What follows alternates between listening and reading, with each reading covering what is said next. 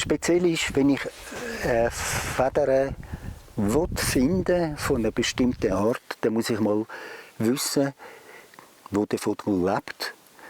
Er muss etwas über sein Verhalten wissen, wo er sich aufhält.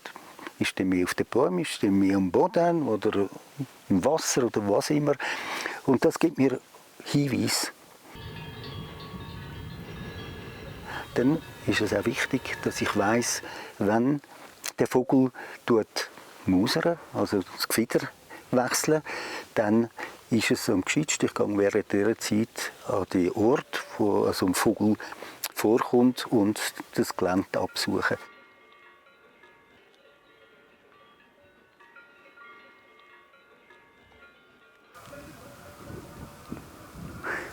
Da vorne liegt eine schöne, weisse Federn vom alten Schneehuhn. Aber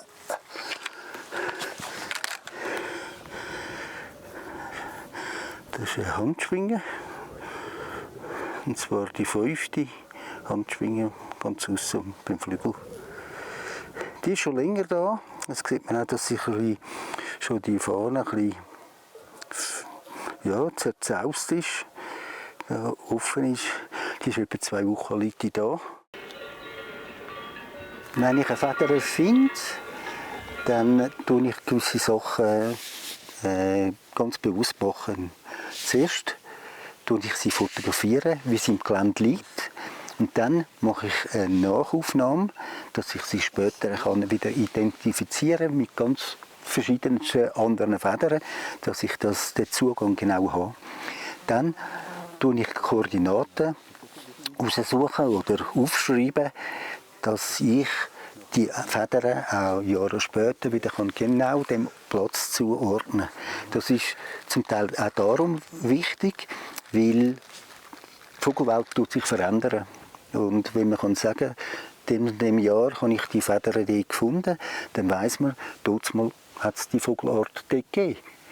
Vielleicht gibt es die nicht mehr. Und das hat natürlich auch ein bisschen einen wissenschaftlichen Hintergrund.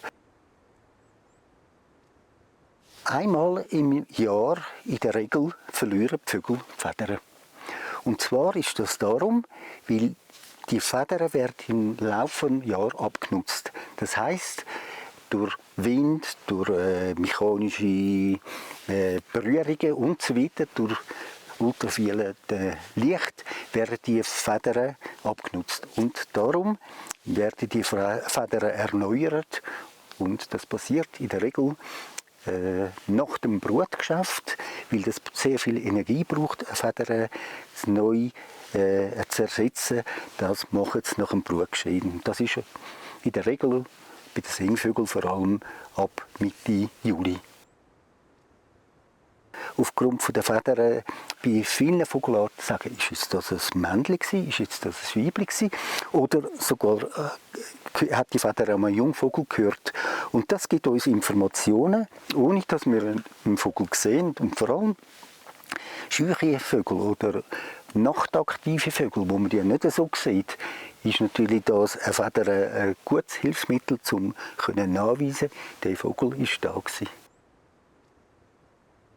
An der Feder kann man feststellen, hat der Vogel genügend Nahrung gehabt während der Produktion, also weil die Feder entwickelt hat, oder hat er eher wenig oder ist er eher ein bisschen kränklich gewesen. Das tut sich alles in den Federn niederschlagen. Man kann sogar Tages- und Nachtzunahme vom Federwachstum feststellen aufgrund der Federn.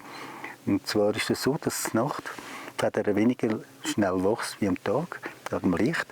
Und das kann man dann genau feststellen, wie lange das braucht hat, dass die Feder sich entwickelt hat. Ich weiss nicht, wie viele Federn ich in der Sammlung habe. Es ist mir auch gleich. Ich habe auch nie den Anspruch, möglichst viel zu haben. Ich bin zwar schon ein Sammlertyp, aber auf eine andere Art. Ich tue mich lieber mit ein paar wenigen Vogelarten beschäftigen und mit denen dann mich intensiv auseinandersetzen. Also, ich weiss nicht, ich habe vielleicht zwischen 500 und 1000 Vogelarten, die ich Federn habe. Vielleicht. Ich weiß es nicht, ich habe es nie erzählt. Ist mir gleich.